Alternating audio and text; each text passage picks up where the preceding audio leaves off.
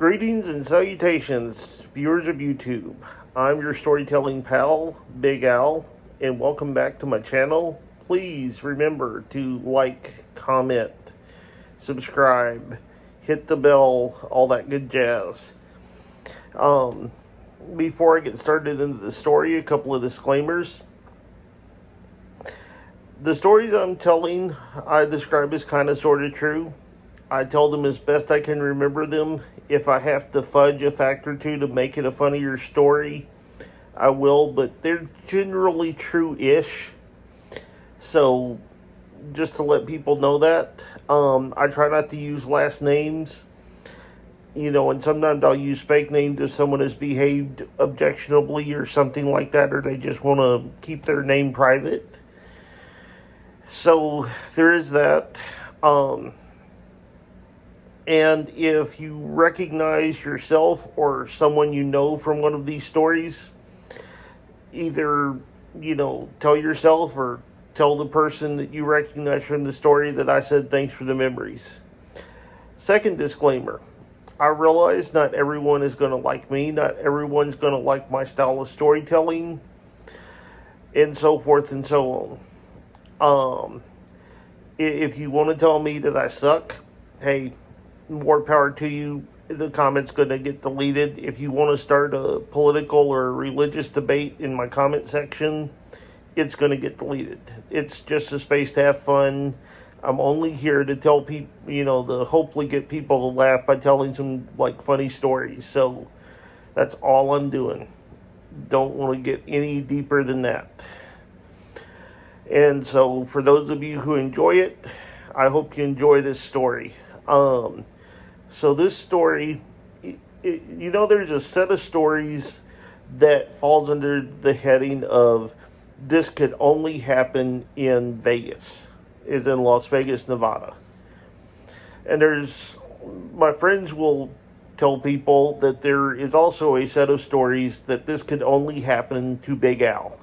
I just have that kind of energy about me. My friends have coined this phrase they call Vusha Day, which is the feeling that this has never before come up in human history, kind of the opposite of deja vu. And so the story I'm about to share is kind of the confluence point of those two sets of stories. So I had met some friends in Vegas in May of 2012.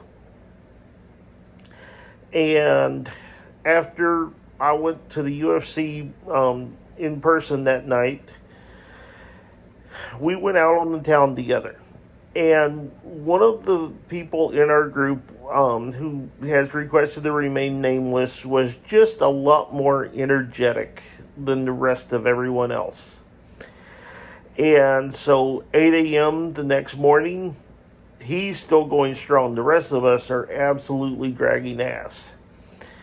And so he decided he wanted to go to a strip club at 8 a.m. on a Sunday morning. And because it's Las Vegas and the strip clubs are 24 hours, that was exactly what we did. And so, despite the fact that, I was not really feeling it as much as I had been earlier in the evening, and it was kind of one of those things that I really just wanted to get back to the hotel room and go to bed. This friend of mine, who is an absolute madman, purchased a lap dance for me from a 6-foot-tall redheaded stripper. And for several reasons that I, will keep personal, this was an awkward moment for me.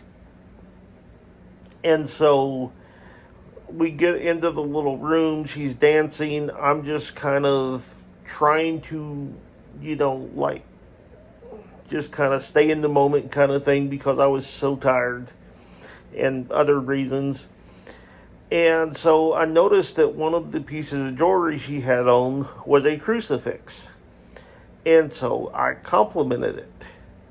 And at that point, she goes, "Oh, I love Jesus. Do you love Jesus?" And I was like, And she goes, well, let me tell you about Jesus.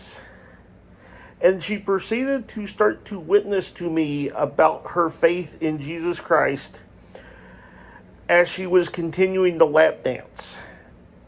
And it was one of the most confusing experiences I've ever had. And so that was quite the moment, shall we say. I knew that there would, if I went to Las Vegas enough times, there would be a moment that my luck for attracting weirdness and Las Vegas's absolute lack of moderation and good sense would kind of come together to form a great story. And this is that story. I hope you enjoyed it. One thing I'm starting to do with my storytelling episodes on this channel, for those of you who are into podcasts, I am going to be adding podcast recommendations from time to time to my stories in case y'all are interested. These are podcasts that I highly recommend that you check out. The one I'm recommending today, it's called I Hate It, But I Love It by Jocelyn and Kat Angus. And they take a humorous look at movies that they manage to, at the same time, both hate and love. And so it's a very funny show to listen to. And at their request from their most recent episode, I will say this: Ice to see you'uns.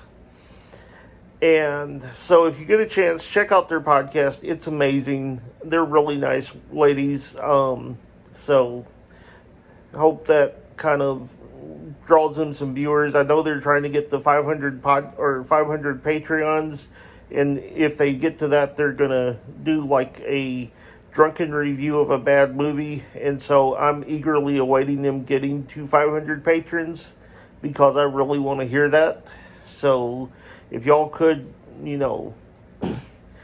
join their Patreon, I would really appreciate that too. So, but they would appreciate it a lot more. But, anyway, with all that said, hope you have a good one, and I am out.